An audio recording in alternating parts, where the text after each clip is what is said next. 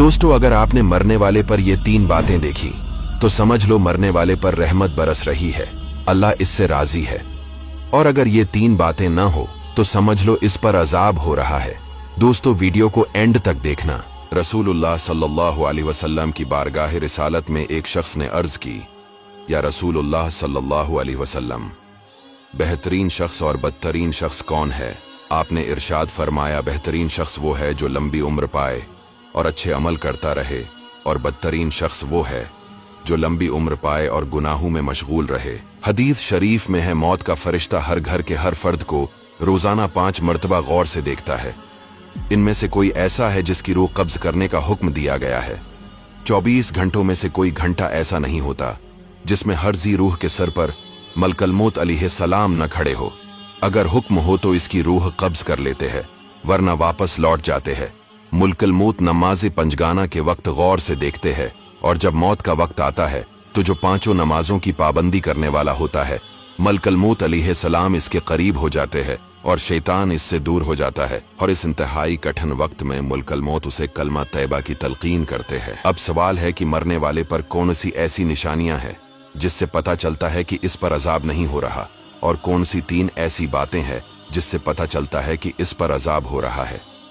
हजरत सलमान फारसी रदियल्लाहु ताला अन्हु बयान करते हैं, मैंने रहमती कौनैन सल्लल्लाहु अलैहि वसल्लम को इरशाद फरमाते सुना, मरने वाले की 3 बातें देखो।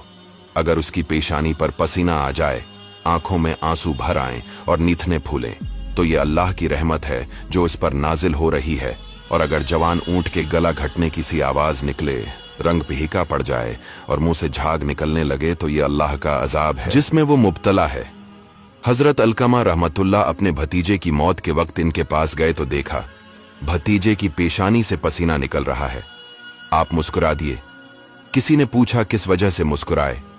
फरमाने लगे, मैंने हजरत अब्दुल्ला बिन मसूद रदियल्लाहु ताला अन्हु को फरमाते हुए सुना, मोमिन की रूह पसीना की सूरत में बहकर निकलती है, और काफिर या फाजिर की रूह इसके जबड़ों से गधे के मरने की तरह निकलती है। मोमिन ने कोई गुनाह किया हो तो मौत के वक्त इस पर सख्ती की जाती है ताकि वो गुनाह का कफारा किया जाए, और काफिर या फाजिर ने कोई नेकी की हो तो मौत के वक्त उस पर आसानी की जाती है ताकि इसका बदला यही मिल जाए। हुजूर अलैहिस्सलाम से मौत के बारे में फरमाया गया तो इरशाद फरमाया, मौत का सबसे बड़ा झटका तलवार की 100 ज़रबों के बराबर है। हजरत मूसा अलैहिस्सलाम से पूछा गया, आपने मौत को कैसा पाया? जवाब दिया, इस शाख की मानंद जिसके साथ बहुत से कांटे हो, और उसे मेरे पेट में दाखिल कर दिया गया हो, फिर इसे खींचकर मेरे पेट से निकाला गया हो। मरवी है कि नबी अलैहिस्सलाम ने हजरत मुल्कल मौत से पूछा, तुम्हारा कोई कासिद नहीं है जिसको अपने आने से पहले भेज दिया करो ताकि लोग मौत से डर जाएं?